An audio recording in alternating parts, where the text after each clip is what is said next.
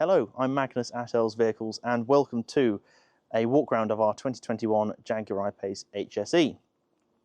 First of all, the paint. It is Jaguar's Farallon Black Pearlescent, which costs about £1,500. The alloys are the 22-inch diamond cut alloys with carbon inserts as well. They were about £2,800 and they look fantastic. Other things include lots of carbon fibre. You've got carbon fibre on the mirror caps, all the way along the doors, at the back bumper, and you've also got it down here on the front bumper, going these little fins here, and also around the grille as well. That was a £3,000 option, and I honestly do not see many I-Paces with that carbon fibre pack. So let's have a walk round. At the front, because it's an HSE, you've got matrix LED headlights, which are great for visibility at night time, and you've got the optional front LED fog lights, which are about £180, but again, really help with the visibility in foggy conditions. You've still got the chrome grille, which I think really works actually with the carbon fibre and the chrome you can see in the headlights and the wheels as well. In terms of condition, bonnet, bumper down here, very few stone chips, which is really nice to see with this sort of paintwork. Coming down the side, obviously these alloys do stand out, they are fantastic, they look great. There isn't really any curbing on them at all. Because they are diamond cut, they do suffer from what I call the diamond cut curse. So you might see a few white pigments underneath the lacquer, but I'll point those out further around the video. Coming along, the doors, really clean, no scratches, no real dents. The carbon fibre looks lovely. It is a very clean car overall. You've also got gloss black window surrounds, which really suit the paintwork, and privacy glass as well, really giving it a sporty stealth sort of look to it. Round the rear quarter here, again, you might be getting a feel for it now, it's all in lovely condition. There's nothing really to point out, maybe the odd little scratch, but they're on the lower downside, you can't really see them at sort of head height. And then round the back here, again, odd little scratch maybe, very hard to see. I'll try do a little close up so you can see them, but it is very clean. Also still has the chrome badges, which is quite nice. I think they really do stand out, which on a car like this works. You can see a bit more of the carbon fibre down the bottom here. Bizarrely, they didn't do a carbon fibre spoiler, but still, it works for me. Coming along the passenger side, rear quarter here, very nice. One small little scratch here, which you can just see in this clip I'm going to pop in. And then down the side as well, alloys, very nice condition, no curbing on these either. Down the door itself, no real dents, no scratches. This paintwork really does shine. You might be able to see it on the camera, it really does shine in the sunlight, it looks fantastic. Almost a bit of a blue tint to it, but obviously when it's darker, it looks really black, so it is really nice.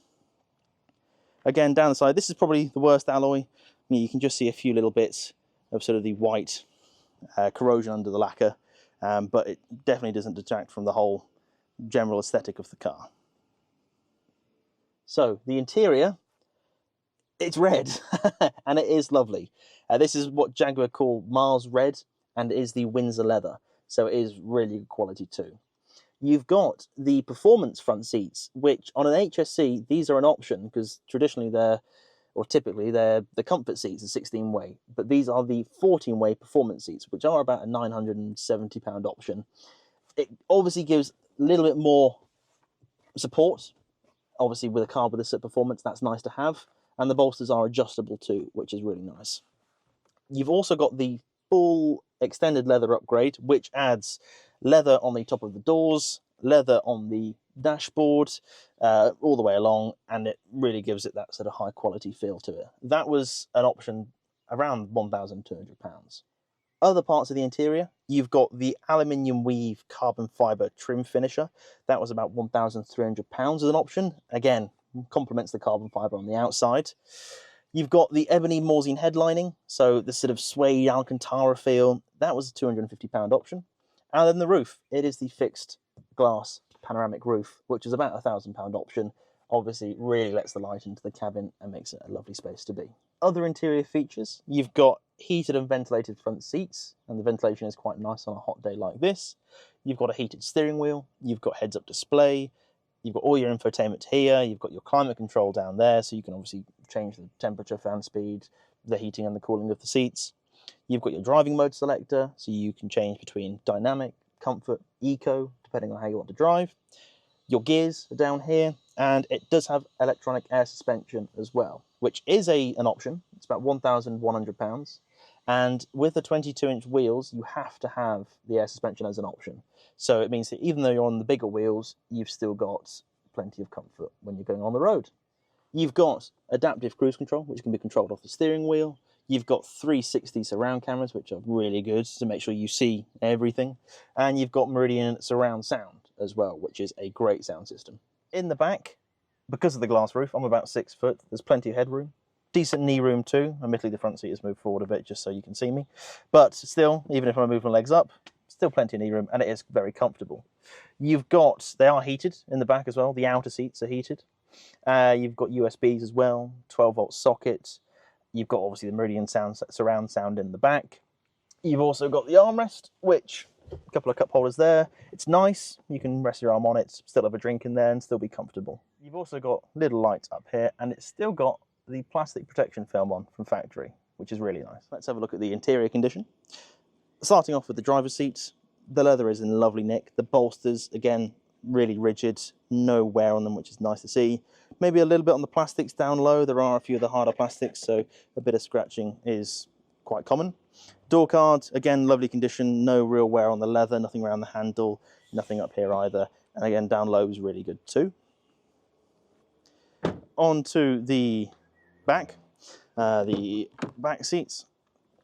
Again, lovely condition. If anything, couple little scratches in the plastic here, just to note, but in general, it is very good condition. Leather is lovely. Likewise with the door card over here, really nice condition too. Maybe the odd little thing down low, but certainly nothing that catches the eye. Round to the boot. Just under here, there's a button. Boot is in really nice condition. Probably really hasn't been used that much. The plastic down at the bottom here, no chunks or scratches in that. The carpet is lovely and fluffy still. Parcel shelf's in good nick. The plastic up at the top here is really good as well. Underneath the boot floor, you've got space for charging cables, which this car does come with. It comes with two, a 3-pin and a Type 2. They're just not in here at the minute, but that's a handy place to store them when you're on the move.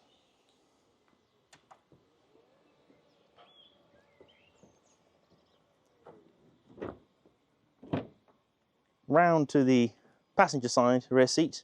Start off with the door card, lovely condition, no markings, nothing really. Maybe a little bit on those sort of harder plastics, as I've mentioned. You can see probably around the inside here, a little bit down at the bottom there.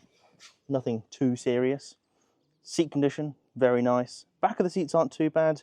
Maybe a little bit of fluff just on the netting here, but nothing bad at all. And then the front passenger seat. Door card, again, same as the others, really nice condition. Maybe something very small down low, but nothing that I can see. Leather itself is very good. Maybe a slight little bit of wear just on the bolster down here, but nothing on the higher up parts. Very small little scratch just at the bottom of the seat there, but doesn't meet the eye.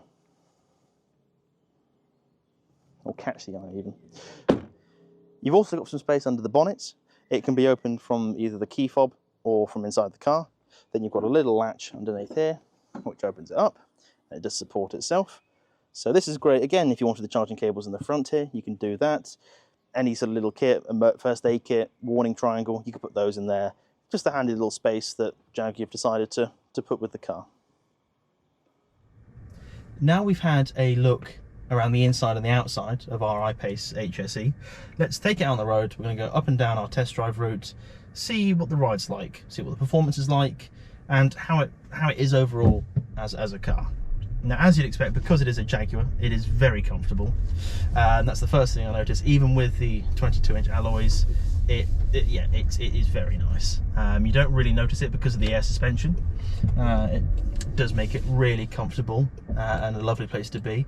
The reds, I know the red probably looks a lot more red than it does. It looks more red in the photos than actually based off these cameras. It isn't that bright. It is more of a dark red, which is nice. In terms of regen braking, the Jag does do regenerative braking. Not quite one pedal, but it is still pretty good. Performance-wise, it's lovely. The performance seats, as a slightly bigger person, I think they'd probably be a little bit too hugging, but they are actually quite nice.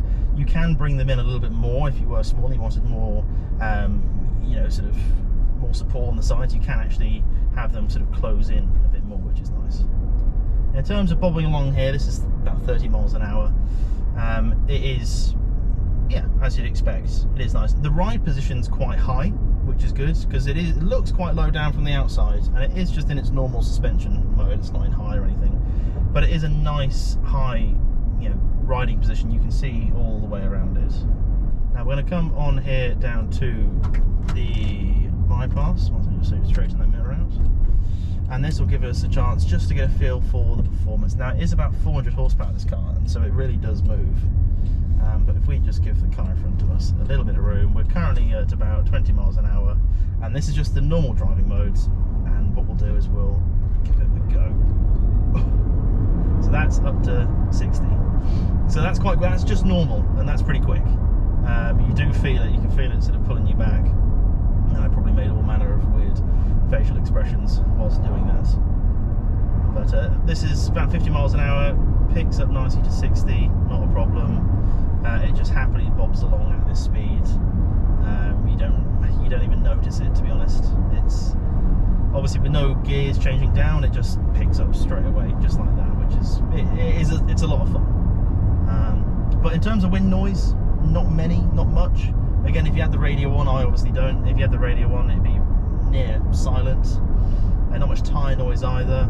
It's nice and comfortable. It's not the bumpiest bit of road. There's the odd sort of pothole here and there, but it's not all that bad. Obviously you can pop on the cruise control as well, so you can have it set, which I'll probably, there we go, that's the one like that. That'll do the lane keeping as well, so that's just set to 52 miles an hour, and it will just happily go along with that at that speed. You can increase it, but there is a roundabout coming up, so I'm not going to bother. You do have a heads-up display, which is nice. You do get plenty of, you can see the speed, you can see speed limits. If you've got the navigation running from the screen, you can see that right in front of you as well. You can also have the map on the dashboard, and you can actually change the size of it as well. You can have it slightly bigger, or not at all if you don't really need it. As far as I know, it does work with Apple Maps through Apple CarPlay. I haven't tried Android Auto, but I know I have seen Apple Maps on there before. We're going back through the town now, so it's a little bit on the bumpier side. Not that you'd really notice it with considering the size of the wheels, and they are Pirelli tyres, so they are more geared for sport than anything else. But no, it just happily chugs along. Range is about 212 miles at the minute, just because when we move cars they only go a short distance, so sometimes the efficiency can get a bit confused because we're not doing decent journeys in them. But I've seen I-Paces around the sort of 230 to 260 mile mark. With the air suspension you can raise it up as well if you wanted to for an off-road height, which actually goes remarkably high. I was quite surprised at how high it went. It was sort of Range Rover height, which on this sort of car you don't think you'd really need, but it's there if you need it. Happily bogs along. It is an absolutely lovely car to drive. You can see why they haven't really had to change the I-Pace that much over the years, because I'd say they did a very good job the first time around. They didn't really need many facelifts of it or anything like that, because it does the job. Decent range on it, and obviously the price of them now will be subjective, but I think they're a really good price for what you get, and just overall a very good